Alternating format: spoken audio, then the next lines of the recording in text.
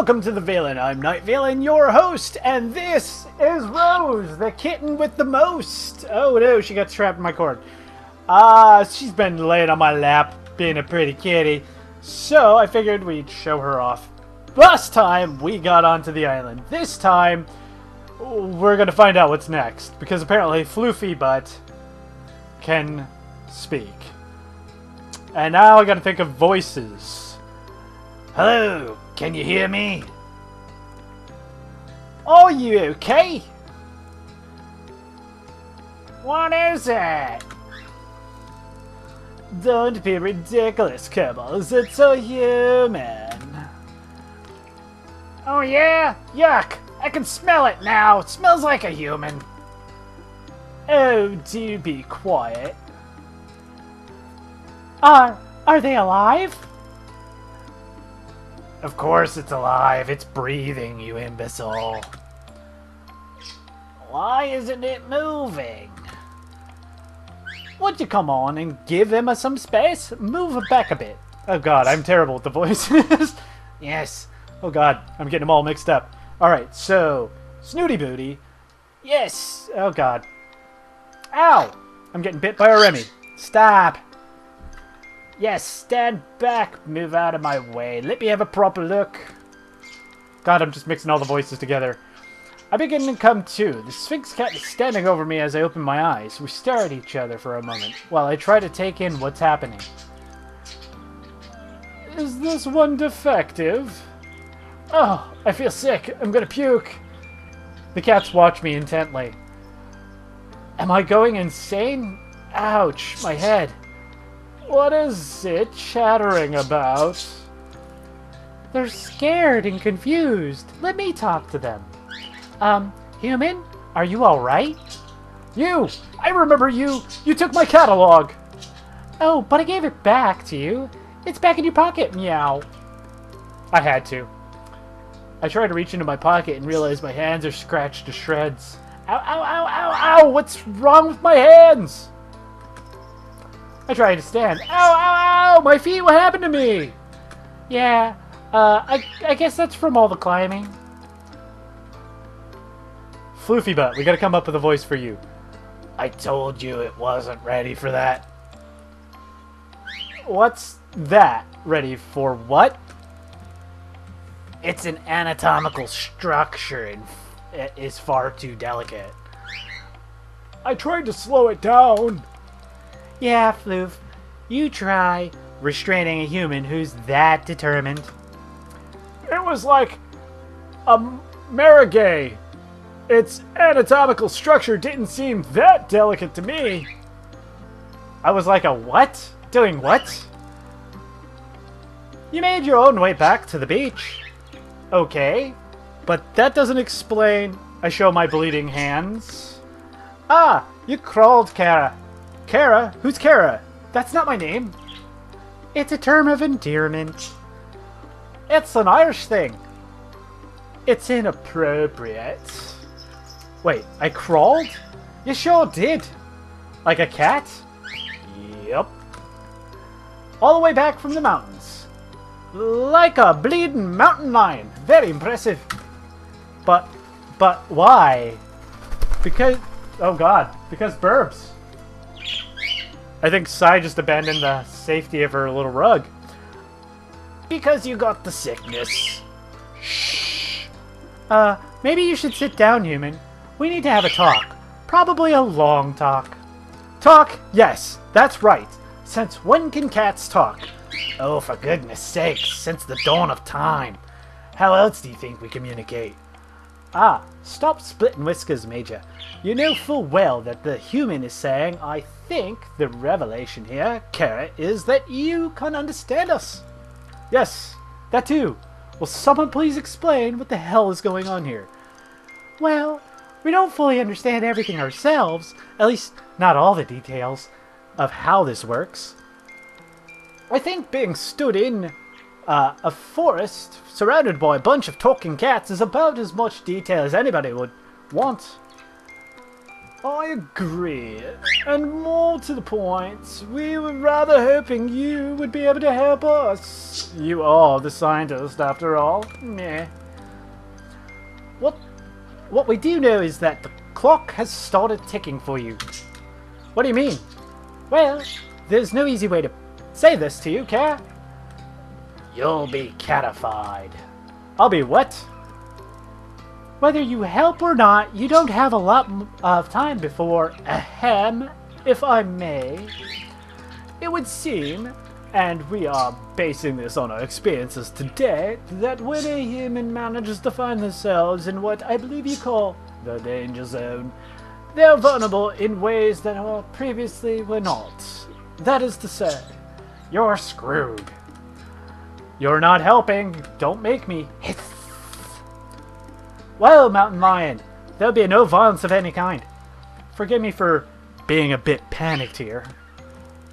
The vulnerability to which Snooty Booty was referring is simply put, if you are bitten or scratched by an elder cat within the danger zone, you will begin a process of change that ultimately results in a full feline transition. Catified. So basically, you're telling me I'm a werecat? I look down, and in amongst the scratches of my right hand are two distinct puncture marks. The reality of my situation descends on me like a cold mist. Basically. Yes. And my head is spinning. This is too much for me to take in. Take a breath now, Kara. You're not looking so good. What? Have I started to change? I feel my head for ears, fur, anything that seems to be normal. Everything seems to be normal. Blech. No, I just meant you're looking a bit shaky. Understandably so. Take a few deep, steady breaths and calm myself enough to say, okay, so why, how, and what? Give me some data. What have you got so far? Look, we'll answer anything that we can, but the truth is, we have more questions than answers ourselves. So, you said you need my help. What exactly would that entail? Well, finding our friends would be a start. The cats on this island, they're going missing. We don't know what's happening to them, but the body count is rising, and we've hit a wall. A wall of ignorance. Maybe really, how many times do I have to tell you? Really, how many times do I have to tell you? Blah, blah. The Muellers are to blame. Muellers? Now, Floofy Butt, there's no need for name-calling. Speaking of name-calling, I remind you to call me Major, madam. Look, they can't help the way they are. It's a lack of breeding, you know. Overbreeding, if you ask me. Again? Muellers? They're the elder cats, the island originals. They can't speak the way we can, hence the derogatory term Muellers. And how are they to blame exactly? Well, if I knew that, there would have been no need for this elaborate kidnapping. It's hardly proving to be a roaring success after all. Look, Kara, all we really know is that we are no longer safe on this island. The elders who live within the danger zone are hostile towards us. Not sure why, it's just always been that way. And now, because the cats are being taken, nowhere else is safe either. Wow, dry voice. I apologize, I'm gonna have to do this like at least once or twice a video. Oh yeah. Oh yeah. And McMurphy here kind of reminds me of Jacksepticeye. I don't know if you know that's where I was trying to go with that, but I'm terrible at these. You expect the occasional mishap. We live in an undomesticated world here, after all, with no prey to eat. But lately, the cats have been disappearing almost every day. Even the last human we catified went missing. I'm sorry, what? Let's not open old wounds, Kibbles. Yes, onwards and upwards.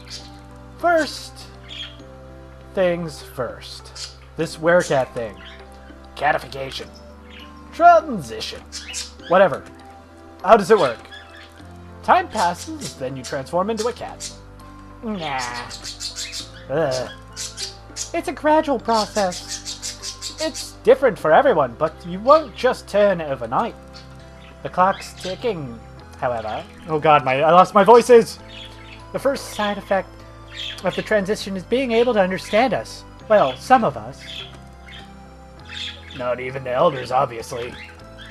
Not all the domestics either. Then you have the whole heightened senses thing. The increased agility, the crazy body hair stuff. Oh god, I switched your voices. Orange cat. Let's not worry the human with all the details just yet. I assume there's an antidote? I'm afraid you're going to be disappointed in that assumption. Hang on, you said there was someone else who you put in this position. Well, let's hope you're better bet than they were. Unfortunately, they weren't able to discover an antidote or get our friends back. I know where their notes are, though. Really? Trade. Huh? You help us, and I'll give you their progress reports. So, what do you say, Kara? Will you help us out? Help the kiddies! Not much of a choice, really, is there? Afraid not. Okay, fine. So, where do I start? Is there anything you can tell me that will help me track down our missing friends? Or your missing friends? Well, no one listened to sense. Start with the Muellers, and I'll eat my hat if it doesn't end up there too.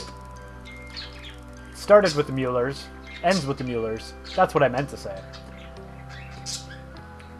Don't mind him. He's set in his ways. We have every reason to believe the abductions take place in your part of the island. Yes, nowhere near the danger zone or the elders. Oh god, that was the professor. Well, that doesn't make much sense. But I suppose nothing does around this place. My catalog starts beeping. Oh, my alarm! I have to get to work! You run along now. We don't want you arousing suspicion with your people. You can meet with us later. I'll make sure those reports are in your tent before this evening. Thanks, Kara. You're 1 in a million. I imagine the odds are far greater than that, given your new health status. Go! And thanks from all of us. I think I got the voices. I can do this. I'm gonna mess that up so much, though. After a rather painful journey, I'm very grateful to finally limp into camp. Just enough time to get myself tidied up for work, and I'm about to peel off my filthy pajamas when I hear my catalog beeping. I have a message, but I can't tell who it's from. It's not from any of the contacts that Professor Popper programmed into it. In fact, there's no contact information at all. Unknown number. Are you sure it is wise to trust everyone? Anyone? What on earth does that mean? Neo, stop sending me messages. Who is this? Unknown number. There's a lot you don't know. Think carefully about who you confide in. And then the Matrix goes wacky. Before I can think of a reply, the messages are gone, and my catalog has no record of them. I don't have any time to think about this right now. I need to get ready. As soon as I am presentable, I head over to the lab. I'm 10 minutes late. Doesn't give me a good impression of my first morning. Ah, Night. Good to see you. I was beginning to worry. Did you oversleep on your first date? I'm terribly sorry, sir. I think the traveling and all the excitement of yesterday, I take punctuality very seriously. He cuts across my apology. Not to worry. It's perfectly understandable. You'll find I'm quite relaxed about most things. As long as you get the work done, I don't much mind what hours you keep. Thank you, sir. So, shall we get started? Oh my goodness! What on earth happened to you? He looks at the scratches all over my hands. Oh, I fell and tried to save myself by grabbing onto a bush. Not a secret drinker, are you, Knight? Oh, no, sir. I'm a bit of a lightweight, to tell the truth. Just teasing. We ought to get those hands sorted out, though. They look pretty nasty to me. He goes to the tall metal cabinet in the corner and takes out a bottle of some cotton wool. He begins cleaning and tending to my hands while he talks. For today, I'd like you to help me with a few tasks around the lab to get the hang of things. But from tomorrow, I'll let you make your own choices about how the best to carve up your time. Of course, you are primarily here to carry out your own job as my research assistant. However, try to make the most of your time on the island. Once your work is completed, we'll be saying goodbye. This really is a once-in-a-lifetime opportunity, so don't waste it all in the lab. Naturally, I need your help around here, but I'd also like you to get your hands dirty with some field work. Make sure you spend time exploring the island. It's a beautiful place, and there's a lot to see. Just don't go to the danger zone.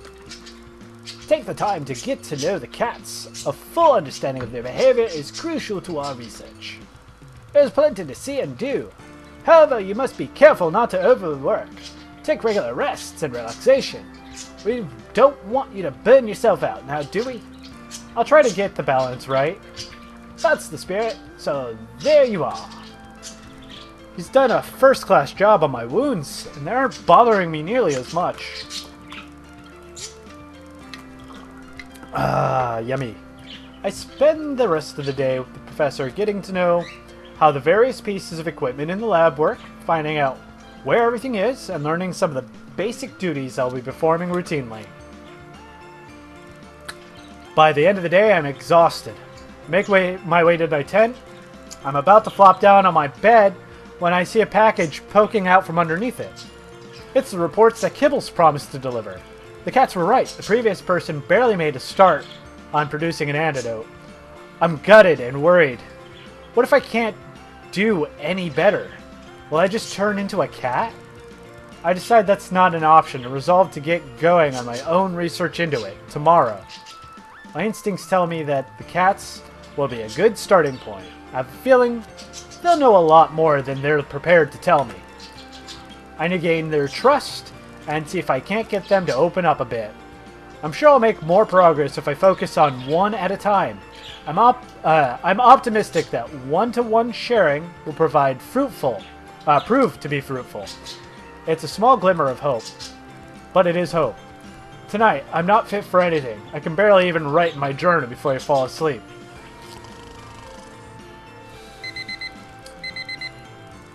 And with that alarm buzzing in my ear, I think that's good for this episode. Again, you know, this is my first foray into a graphic or visual novel or dating sim. We can thank Keeroo for that.